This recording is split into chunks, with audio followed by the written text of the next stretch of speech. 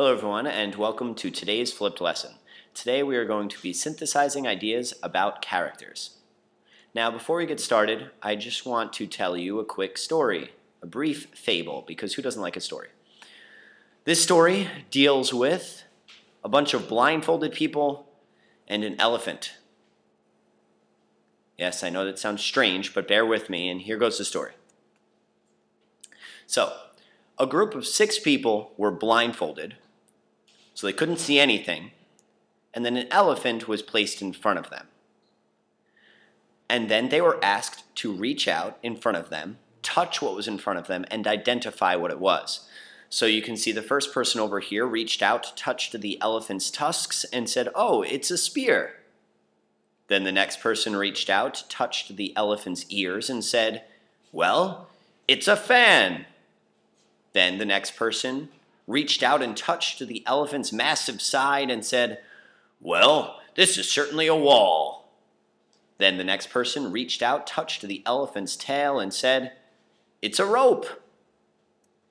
After that, the next person reached out, touched the elephant's leg, and said, "It's a tree."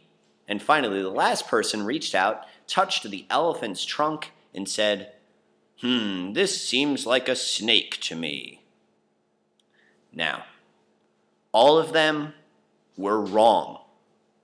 Why were they wrong? Because they were focusing only on one specific part of the elephant. If they were to talk with each other and combine all those parts together, they'd realize that, oh, I know what we're dealing with here. We're dealing with an elephant. But they couldn't do that because they were too focused on their one particular section. And that leads us into today's mini lesson. In today's lesson, we are going to be synthesizing our interpretations about character. Remember, synthesis is bringing multiple thoughts together to form new ideas.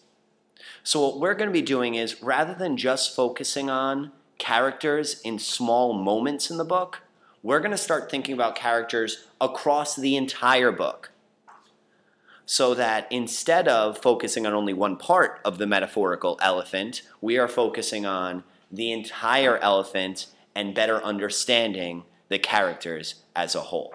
So to do this, we're going to follow 3 steps. The first step is to collect I thoughts about a particular character. The second step is to read through each I thought and search for key ideas. And then the third step is to write down new thoughts about the character based on your findings. So you can take a moment and get these notes down in your reader's notebook. If you need more time, you can pause, but I'm going to move forward. So now you can take a look at my I thoughts. These are my I thoughts from the read aloud we heard in class called "To Build a Fire" by Jack London. Now I have 15 I thoughts here, but I really want to take a good look at the main character, the man. To do that, I'm going to separate all my I thoughts that are about the man, because that's step 1. So I'll peel those off of the page and stick them onto a new reader's notebook page. All 6 I thoughts are right here. Now what I'm going to do is go through each I thought one at a time and look for key facts or information that seem really important to me.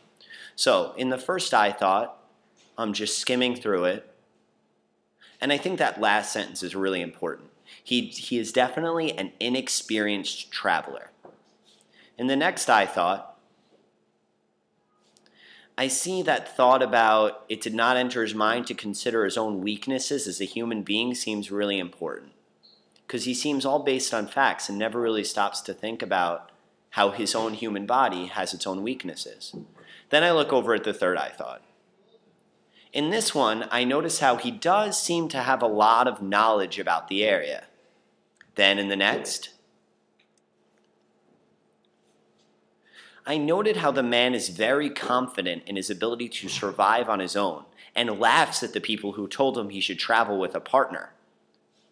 And that actually really connects well with this next I thought in the key moment when he seems to accept his foolishness in his final moments when he says, "You were right," to his vision of the man who told him not to travel alone. So you can see major change from one I thought to the next there. One moment he's laughing at the man who gave him advice, and the next he's saying, "You know what, you were right."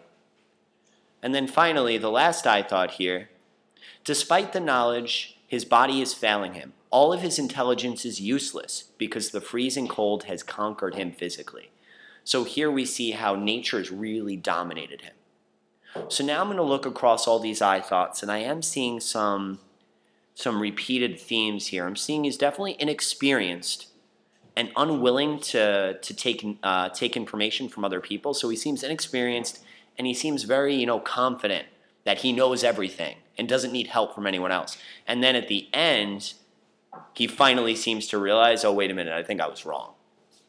So now I'm going to follow through with step 3, and I'm actually going to write out an extended response in which I synthesize all of these ideas. And here it is.